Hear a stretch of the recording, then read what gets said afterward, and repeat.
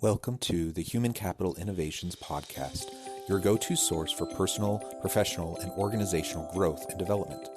We hope you tune in often for all things people management, organizational development and change, organizational leadership, and social impact related. Maximize your personal and organizational potential with Human Capital Innovations Podcast.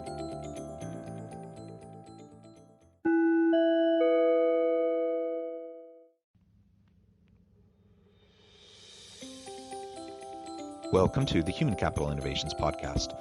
In this HCI podcast episode, I talk with Michelle Natalia Moore about how to be the leader that turns organizational attention into market advantage.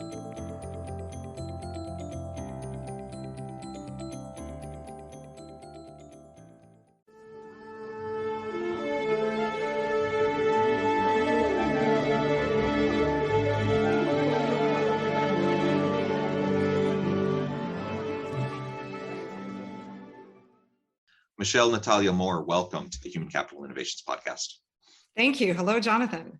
I am super excited to have this conversation. It's so fun talking with you in the pre-interview and getting to know you a little bit better and sharing some common background. It's a strange thing how people find those connections. We were chatting about our time in the former Soviet Union space. I lived in Belarus with my family, and we were talking about some of the current conditions there. And anyways, I would love to hear more about your time in the former Soviet Union areas, if that comes up in our conversation today. But that won't be the focus of what we talk about today. Today, we're going to be talking about how to be the leader that turns organizational attention into market advantage. Ultimately, that's the goal, is we want to lead in order to drive value in the marketplace, to drive success of the organization. But it's not an either or proposition. It's not like we can only drive market success or like be good for our people, treat our people well. And in fact, when you treat your people well, it can drive market success. And so we're going to talk about the ins and outs of that and what we can really focus on as leaders to be more effective. As we get started, I wanted to share Michelle's bio with everybody. Michelle Natalia Moore brings 20 years of experience building successful teams, including as partner with PricewaterhouseCoopers, Ernst & Young, and in tech startup spaces. Now she helps organizations do better work in half the time. How? By managing organizational attention. Michelle works with leaders and their teams, consultants, advisors, innovators, IT, HR, lawyers, and engineers to design work with 5 key elements impacting attention in mind. Focus better journeys, results in sustained value creation and market advantage. Michelle is the founder of Mind Equity, a management consultancy bringing 21st century tools and practices to the forefront of team performance. She's a member of MIT's social presence teaching team and speaks at McKay CEO Forum, McGill University, and is featured in the 2020 Digital Wellness Report. What a tremendous background, a tremendous amount of career success that you've had. I'm super excited to have this conversation with you today. Before we launch on anything else you would like to share with listeners by way of your background or personal context? Sure. I think one of the interesting things as I reflect back on 20 plus years is that most of my career in the Big Four consulting space was focused on helping companies improve growth by implementing visible technology, something you can touch and see.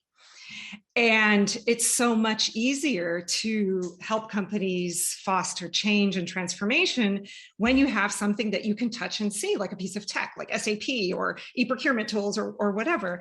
And now my focus has shifted to this question on the invisible, this invisible thing we call focus and attention. We can't really touch it. We can see it in behavior, but also this invisible relationship we have with technology, this invisible kind of aspect of tech. And so that's what I find most fascinating, and the challenges associated with tackling something that's more invisible, like what's happening to our brains. So I think that's the nuance of tech that I would add is really different in my work right now. I love it. The invisible tech, the focus and attention of what we're doing as leaders and with the tools and the resources that we have to drive success for ourselves, for our teams, for the organizations we work in. I think that's wonderful. And you're absolutely right. I mean, the world we're in today, with the range of new technologies and technological disruption, we have to figure out how to better leverage all of that and do it in a sustainable, effective way, while also balancing the ethical considerations of what we're trying to do. That's a really interesting kind of spin-off topic that we can touch on a little bit today as well. Let's bring it back though and talk a little bit more specifically about that focus and that attention. What specifically do you mean by that? I agree. I think that's largely an invisible element, and it's hard to grapple with. So what do you mean by focus and attention? And then how do we start to bring that into our leadership approach to drive value in the marketplace?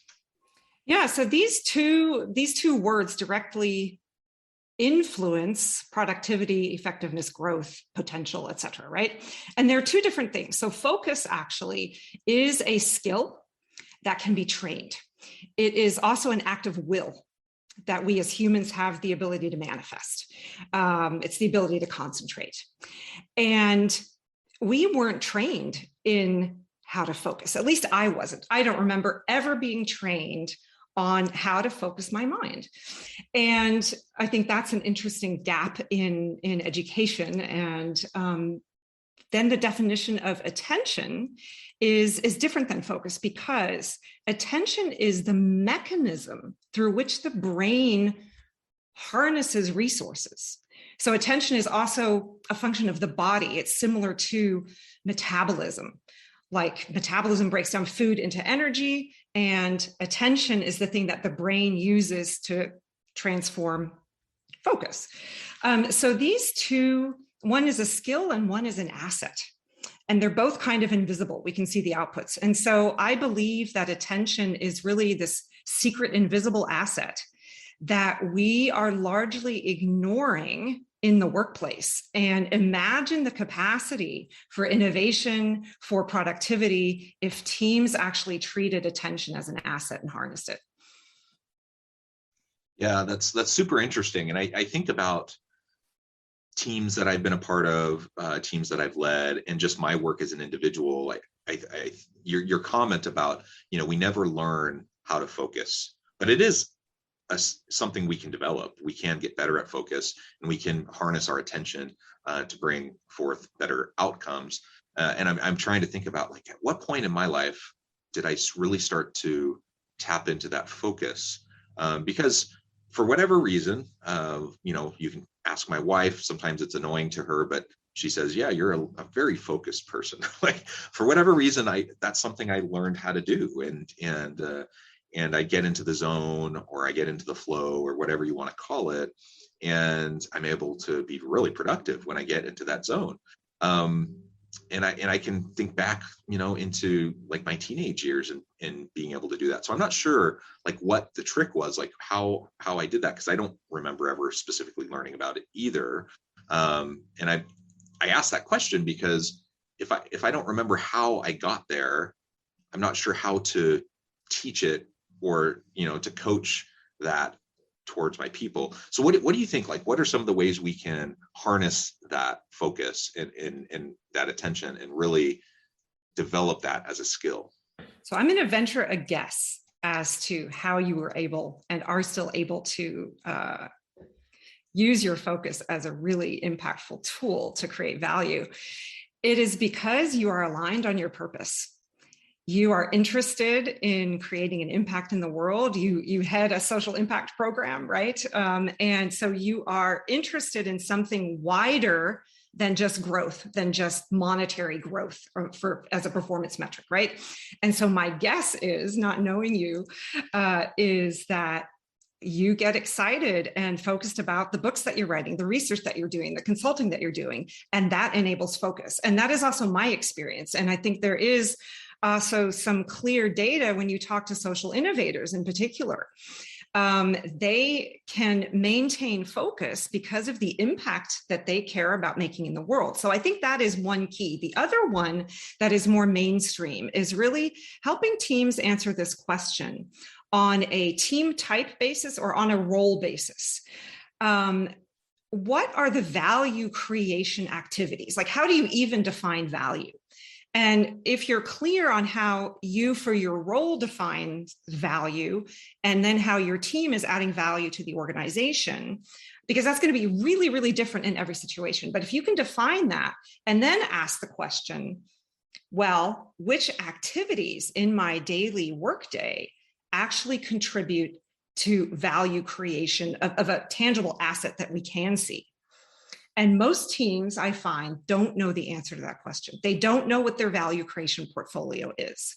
So those are two answers to your question, Jonathan, I think. Yeah. Purpose and value. Yeah. Yeah, that's super interesting. So connecting to your why, having a clear meaning and purpose, doing things that fulfill you, that can drive more focus, more sustained energy and focus towards what you're doing. That makes perfect sense to me.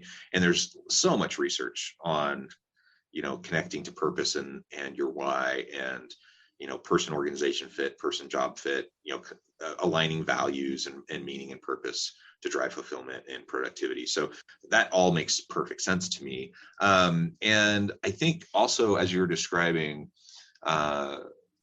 the elements that go, how we define value and the elements that are the desired outputs. That is a really key important point, because I see so many people who try to be productive, they try to be focused, but they end up spinning their wheels. Like, they spend the vast majority of their time doing things that don't actually create the types of outputs that are actually going to bring value to other people. And so, again, just to turn it inward a little bit, I think about myself, and I'm like, how do I prioritize? How do I focus in on those things that are most important, and decide on what I'm going to let go or spend less attention and time on? I suppose each of us have to determine that for ourselves, but it comes back to exactly what you just said. It comes back to, how do we define value? What are the metrics? What are the outputs that are indicators of our value creation? And then let's focus on those things. And I think you're right. I think most teams, most organizations don't do a very good job of defining that. And so they end up spinning their wheels. They end up recreating processes or different things that don't actually help anything. And at the end of the day, they don't have a lot to show for the hard work that they did. And they did do hard work. They did a lot of really interesting things, but at the end of the day, if you're not actually producing, then it's kind of like if the forest falls in the tree, if the tree falls in the forest and no one's there to hear it. And so it's that kind of a situation. The other thing I wanted to ask you about, in relation to attention, is like, how do you see attention in relation to this idea of flow? I've talked to a lot of researchers and practitioners around this flow idea, and we tend to, just in our common vernacular, we talk about getting into a flow state or just getting into that state of flow. How do you see that connected with attention? Is it separate, or is it a similar thing, just a different way of framing it? Talk to us about that a little bit. Sure. So I definitely believe in the power of flow, especially for the more creative job roles. And if you take Cal Newport's definition of deep work, that this is work that creates new value, or that requires also a lot of brain power to produce something. And you think about knowledge workers, you think about writers, you think about innovators. And those are people who, in order to create value, they have to have a certain amount of focused, deep work and space to do that in, i.e., the blocked time on the calendar. And even when you look at writers like Thoreau or even current writers like Yuval Harari, who takes breaks of 3 to 4 month meditation retreats, right? In the case of Harari, or people who take walks in the forest. So this complements deep work, but I think it's the idea of flow is varied from person to person, and how to harness flow is also very individual. But if you get down to what can I as a leader do to harness attention or enable my employees to be in flow or to be in deep work, or however they want to describe it, then I need to model it myself. I need to explain, okay, these are my challenges. So if I just reflect on myself too, we're in confusing times. And most of my career, I was rewarded for multitasking. I hired people with multitasking skills. I would even ask that question, are you good at multitasking? And now I cringe when I hear that, because it erodes our brain. It's a distraction in and of itself. And so the confusing times that we're in are that we have a culture of overwhelm, of overwork, a culture of busyness, a culture of distraction, and all of these things are bombarding us. And the pandemic has only made that worse, because we've layered in anxiety and fear of uncertainty and all of that. So as leaders, can we be open and vulnerable about, well, I'm still addicted to busyness, and this is what it looks like. I have trouble shutting down the tabs on my computer, to just focus on one thing at a time. And to have some open dialogue about those very personal vulnerabilities related to our relationship with tech or ability to focus. And that is a starting point.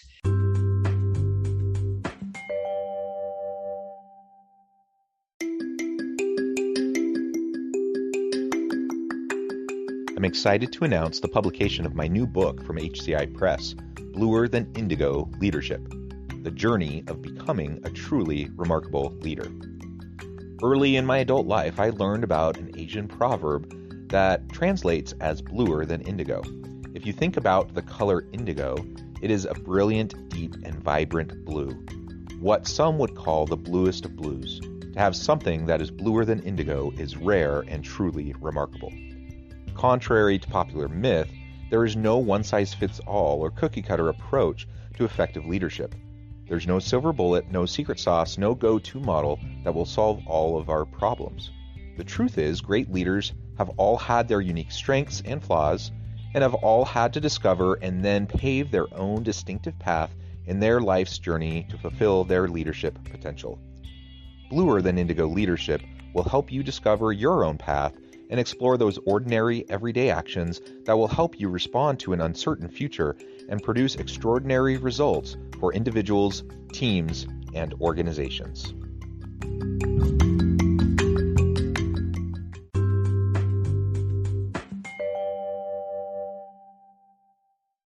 Yeah, I think that you've raised several really important, points and aspects to that. And if we're going to be productive in a sustainable way, we have to give time and attention to being present in the moment, and it's in the word focus and attention, right? Be mindful, be attentive, be focused on what you're doing when you're doing it, and don't allow yourself to be distracted by all the other things.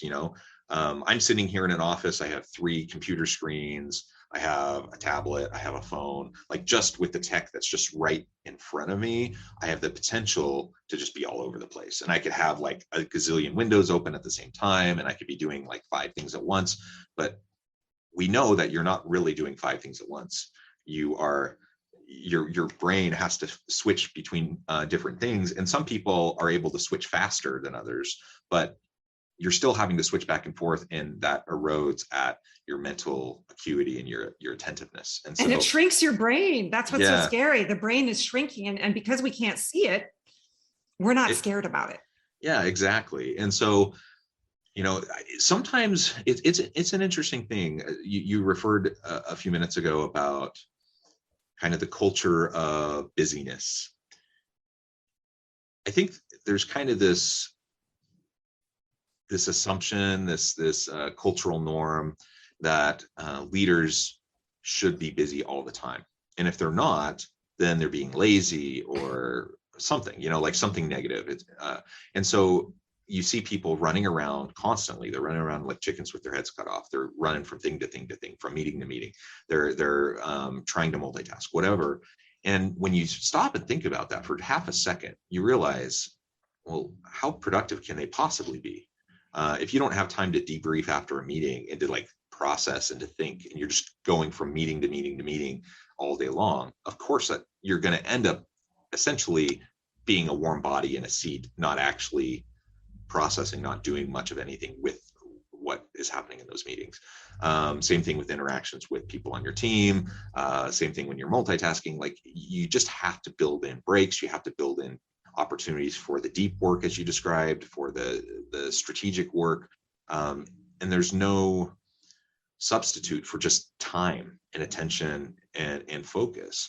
And I remember that's something I've had to struggle with. I am a focused person. I'm a analytical person. I like to be productive. I like to have outputs. I like to be able to show what I've accomplished, and to realize that, you know what, that means I also need to take breaks. I need to go out and walk my dogs. I need to take time to just sit and be present.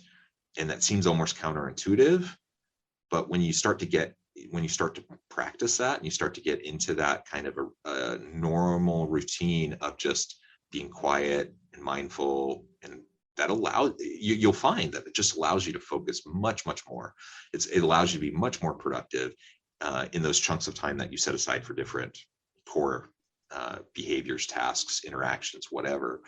And I'm certainly not perfect at it, but I found myself that I've become much better at it over the years, and giving myself the space and allowing myself to not be busy all the time has made a huge difference. And it keeps your energy level up. I'm not feeling burned out. All those things diminish focus and ultimately diminish attention and your ability to be productive. What you've hit on is the third element in my method that impacts our ability to harness attention at work. And that third element is balance. So this degree of balance, the balance we have between rest and work. There's even a great book called Rest that I recommend by Alex Supran-King that talks about this balance between rest and work. And the balance also, you mentioned, I'm very analytical. Well, what is also, in terms of creating innovation in a team, what is the balance between reliance on analytic thought and data and tapping into wisdom and insight practices, right? And frankly, all of these things relate to the practices we have in our lives and in the workplace. The other piece of balance is just the mind-body connection. When my head is in my screen all day long, I don't feel my feet. I'm not in my body. And so my well-being starts to decrease as well. And, the recent Deloitte burnout survey, I think, shows that, I can't remember the exact number, but it went up from 70 to 80% risk of burnout now in teams. And that is a very scary number. So this relationship with technology and this balance between interaction with humans versus interaction with machines or Zooms or phones, right? Our interaction with humans has decreased because of the pandemic. So how can we put some more coins in the bank of the human interaction, even in this situation, to improve innovation as well as well-being? And the other thing I wanted to mention is this word productivity you and I have both used in this conversation. I am really loving the word effectiveness more, because productivity relates more to humans as machines, or the busyness culture that frankly, I feel important when I'm busy, right? It's an ego thing. I feel important. I don't have time, so therefore I'm important. But if I think about productivity versus effectiveness is getting the right things done. And productivity is measured in many different ways, but as individuals, I think we use this word in a synonymous way with busyness. Like, I feel productive if I sent 100 emails. Well, were any of them useful? I don't know, right? So those are just some interesting vocabulary nuances, right? When you think about these words. Yeah, that's super interesting too. So what I hear you saying is that it's worth stepping back and reframing. And sometimes that means discarding certain vocabulary that has baggage to it. Like, there's nothing wrong with the word productivity, but you're right. There's a certain level of baggage to that word that we lump in a whole bunch of other things with it. And that framing can negatively impact us and our ability to be balanced, our ability to be focused. And so I'm all about healthy reframings and disrupting and challenging assumptions that are unhealthy. And I think that absolutely should be the case when it comes to work. I mean, there's studies, lots of studies about, the most effective duration of work. The 8-hour workday, most people work way more than 8 hours a day, but say the 8-hour plus workday, that's an artifact of the past in the Industrial Revolution, and unions and such, when we were doing more physical labor. But in a knowledge economy, let's look at the recent Harvard study that talked about the value of a 6-hour workday, for example. There have been other studies that have suggested even less time than that. And I've found, just anecdotally, with my own work, that, I can point to, okay, how many hours did I work today? Well, if I'm lumping everything together in terms of my mindfulness practices that contribute to my effectiveness in work, it's probably a lot. But when I think about it in terms of balance, I'm thinking, yeah, I'm getting a lot done. I'm accomplishing many things. I'm providing value.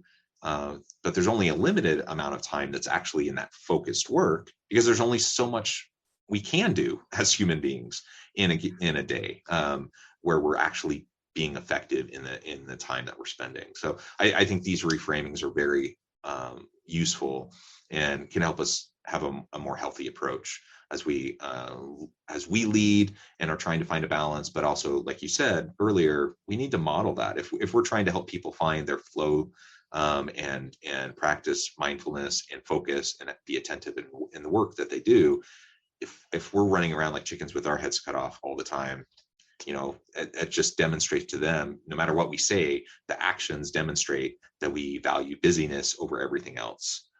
When really, I shouldn't care if someone wants to take a nap in the middle of the day or go on a walk. I shouldn't care if they need to take frequent walking breaks. I should encourage those types of activities, because that's going to help them to be energized and more effective in what they do.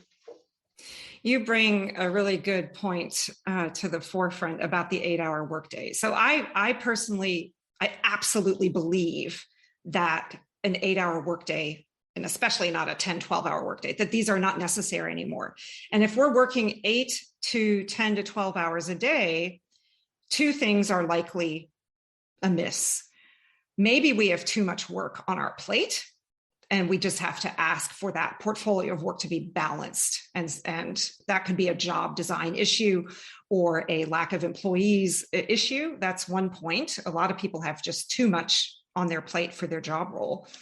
But the one that we can control in terms of work design, of personally and in our teams, is, are we just busy 8 hours a day, or are we doing value-added work for the maximum, which Cal Newport says you can only do max 4 hours of truly in flow or deep work per day.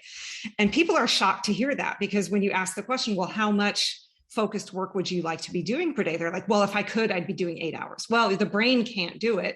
So rest assured, even if you just do the maximum, which for the normal human, for the normal intelligent human, if you're doing 2 hours of focused work a day, you're a star.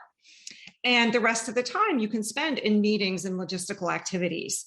But I firmly believe that the 4-day work week is something that is a reality.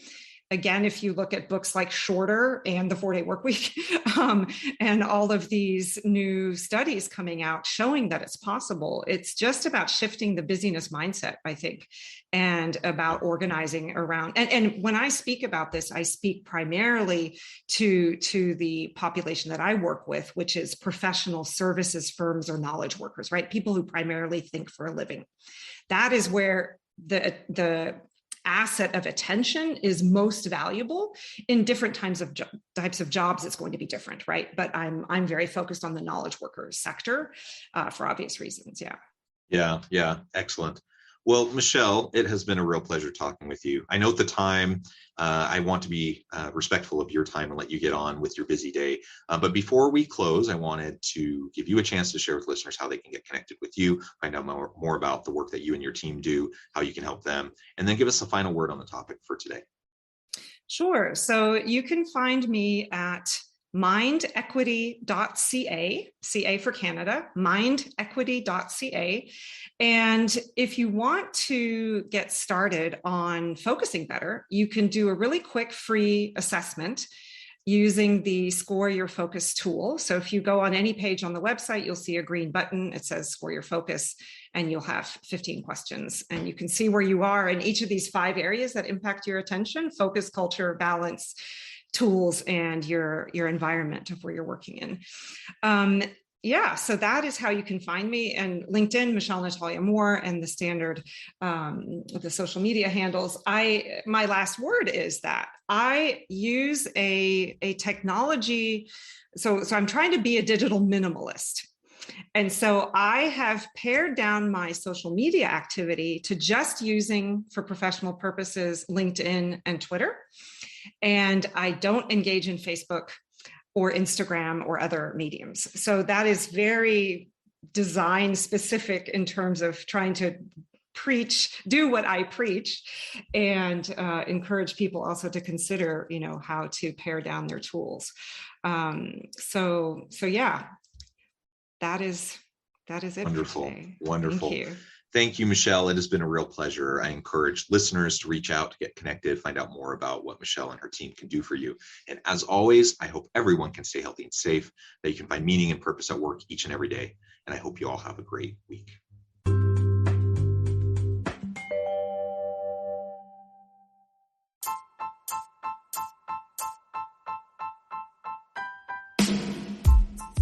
The alchemy of truly remarkable leadership. Ordinary, everyday actions that produce extraordinary results. Consider how the nature of work has shifted over the past 50 years.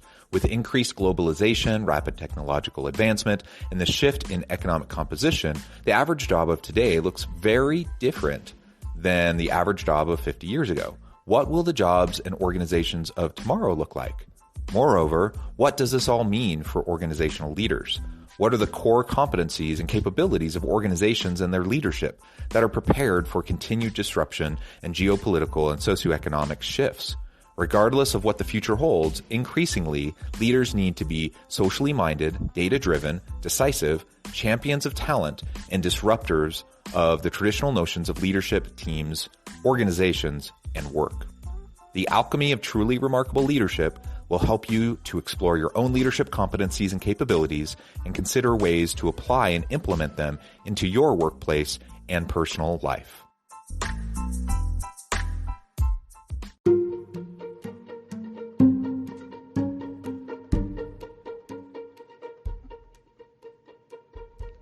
Check out Human Capital Innovations magazine, Human Capital Leadership.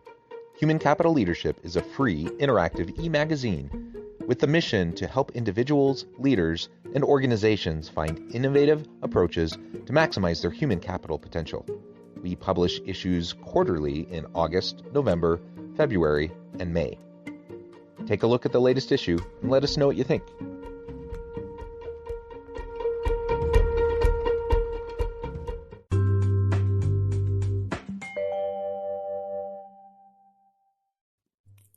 Thanks again for joining us for this episode of the Human Capital Innovations Podcast. I hope you stay healthy and safe and that you have a great week.